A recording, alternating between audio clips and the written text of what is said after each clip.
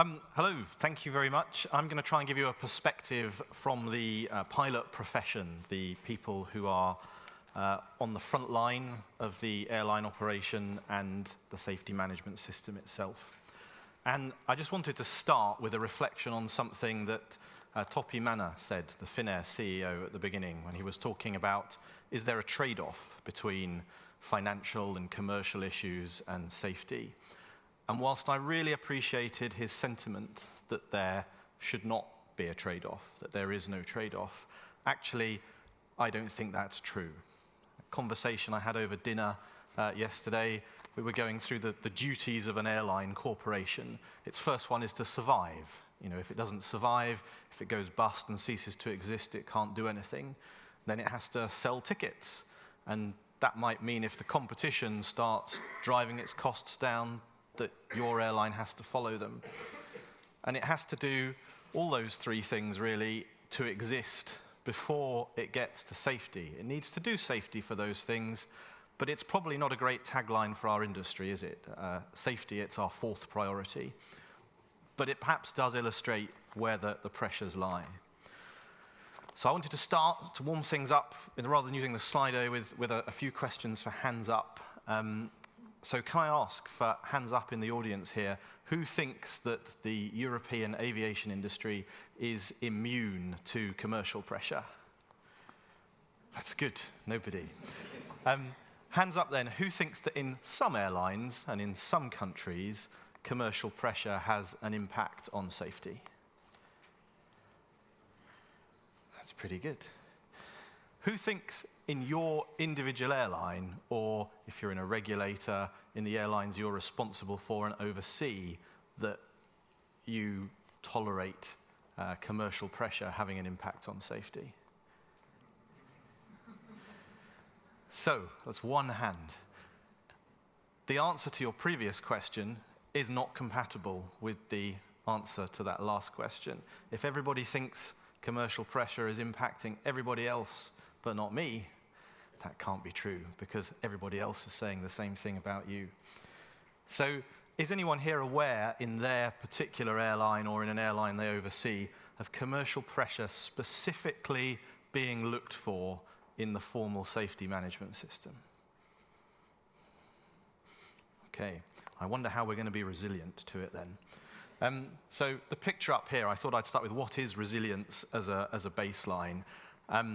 Resilience means that you don't defy the reality around you. You have to work within it. This tree here in the wind on the side of a mountain, it's not broken, but it does bend under pressure.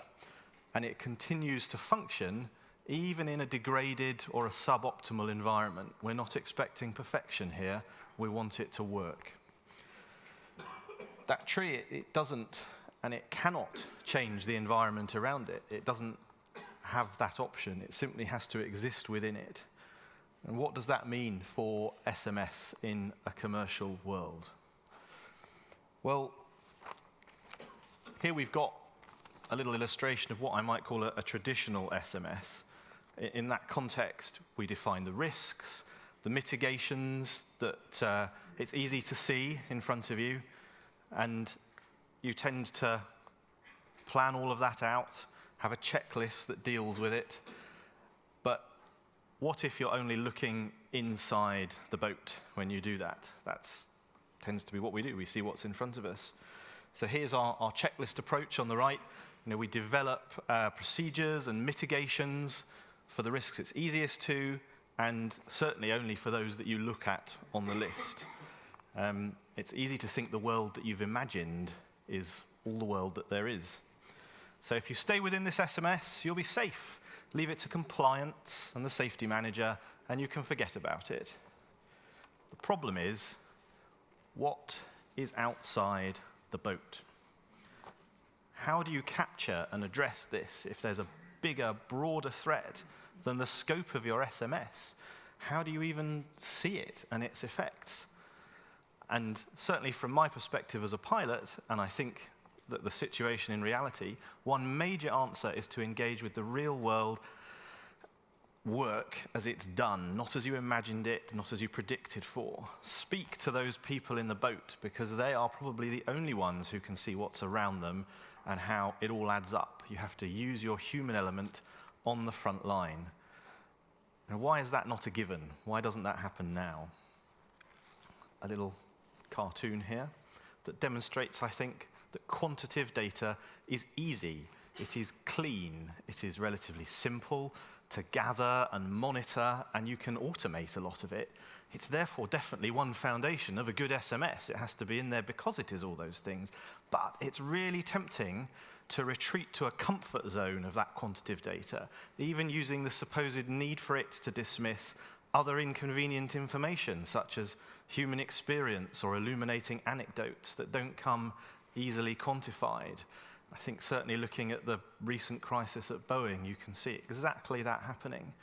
You have to make, or you mustn't make, sorry, your safety information fit a data-only SMS. You have to make the SMS ready to accept all the useful information it can, especially that human element.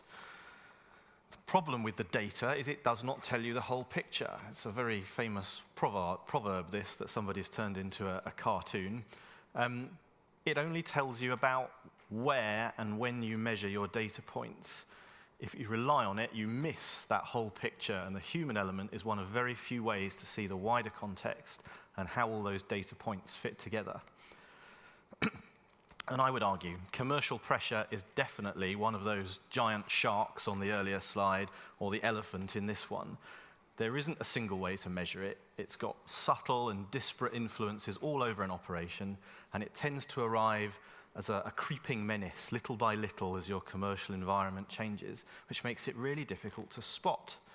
But I guarantee you, your pilots and your frontline staff will spot it long before the management or a regulator does. So use it. You have to build into your SMS a way for them to tell you.